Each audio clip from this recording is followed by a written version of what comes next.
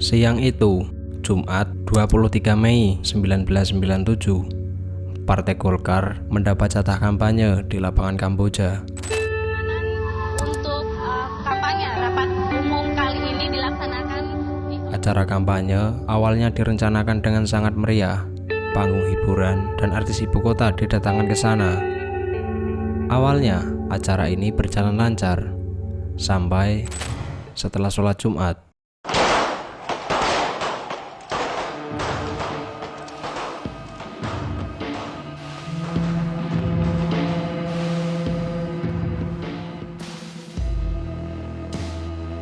Acara kampanye yang sangat meriah itu justru berubah menjadi bencana.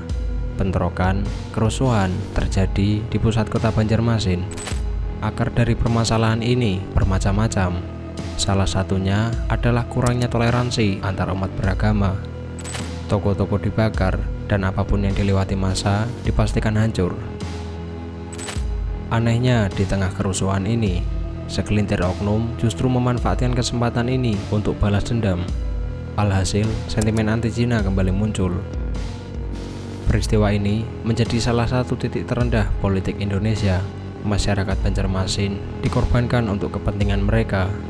Kelompok yang terlibat dalam kerusuhan ini sudah tidak jelas lagi apakah ini murni konflik politik atau bahkan agama.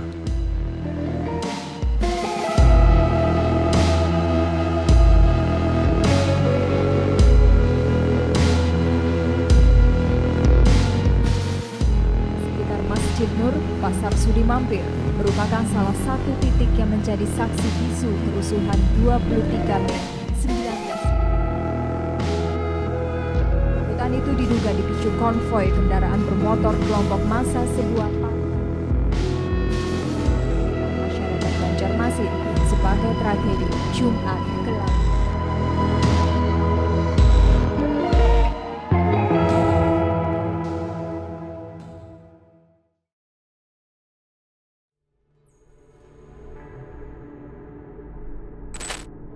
Tahun itu, 1997, akan diadakan acara pemilu. Para partai peserta sibuk menyiapkan kampanye mereka. Saat itu, di lapangan Kamboja akan diadakan kampanye pemilu untuk 3 partai. Dan pada hari Jumat yang mendapat jatah kampanye adalah Partai Golkar. Rencananya, acara kampanye akan dilangsungkan setelah sholat Jumat. Akan ada panggung hiburan yang diisi oleh artis dari ibu kota.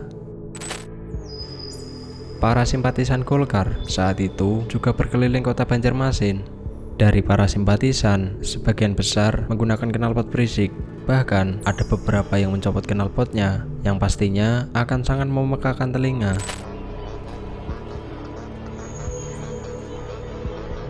Sebenarnya, iring-iringan seperti ini sudah biasa. Masyarakat akan memaklumi jika iring-iringan motor pasti berisik. Namun yang salah dalam peristiwa ini adalah tempat dan waktu yang digunakan. Karena saat itu umat Islam sedang melaksanakan ibadah sholat Jumat di Masjid Nur. Perlu diketahui juga, Masjid Nur sebenarnya adalah basis dari Partai P3. Para simpatisan Golkar anehnya saat itu malah melewati Jalan Pangeran Samudra. Para aparat yang berjaga sebenarnya sudah melarang mereka semua karena para jamaat saat itu sampai meluber ke jalan. Namun mereka berdalih bahwa sholat Jumat hampir selesai dan para aparat yang berjaga akhirnya tidak bisa membendung mereka semua.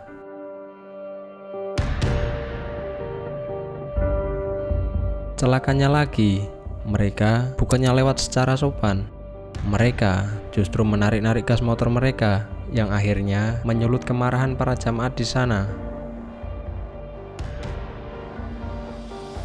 Emosi para jamaat saat itu sudah tidak bisa ditahan dan mereka mulai bergerak.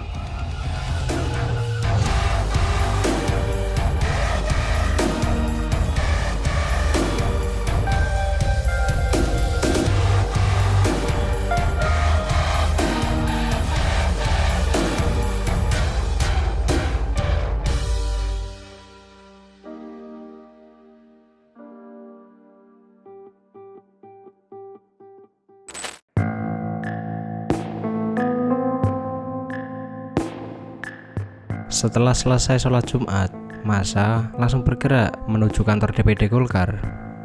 Kabar tentang pergerakan ini sangat cepat, sehingga para warga yang geram langsung ikut bergabung. Setelah kantor DPD Golkar hancur, massa langsung menuju lapangan Kamboja. Dalam perjalanan ini, pastinya semua atribut dan bendera Golkar dicopot dan dibakar. Sesampainya di lapangan Kamboja, mereka semua bergabung dengan massa penyerbu yang mula-mula muncul dari pinggir lapangan. Panggung kampanye diserbu dan dirobohkan. Kaum penyerbu juga bertarung dengan 20.000 anggota Golkar yang saat itu sedang berkumpul di sana.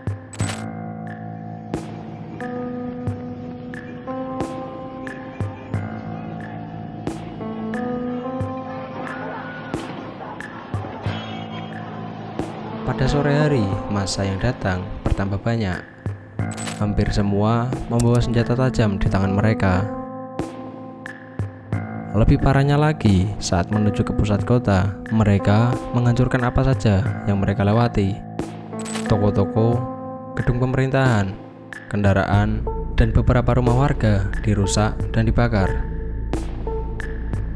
Tidak jelas lagi siapa pelaku dan korban dari kerusuhan ini.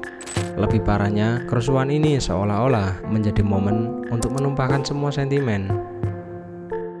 Dari sentimen politik, agama, hingga gesekan antar etnis.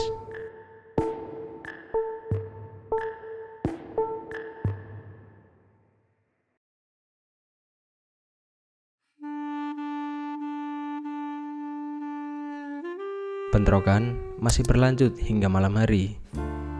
Pasukan TNI diturunkan untuk mengamankan situasi. TNI menyisir komplek dan perkampungan yang dinilai sebagai tempat persembunyian pelaku. Jumlah korban dan kerugian yang ditimbulkan akibat kerusuhan ini dinilai menjadi salah satu yang paling parah di masa-masa berakhirnya rezim Orde Baru.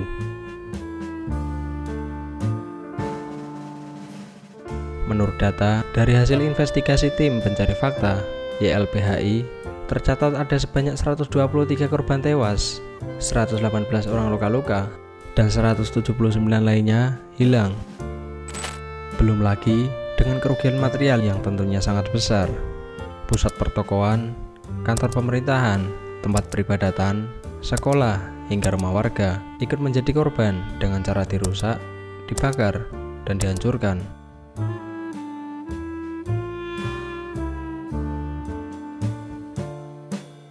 Ratusan mayat dari kerusuhan ini akhirnya dikuburkan secara massal di komplek pemakaman Landasan Ulin Tengah, Kecamatan Landasan Ulin, Banjarbaru. Lokasinya terletak 22 km di sebelah tenggara Banjarmasin. Di sana juga akan menemukan kayu dengan tulisan "Makam Massal Jumat Kelabu".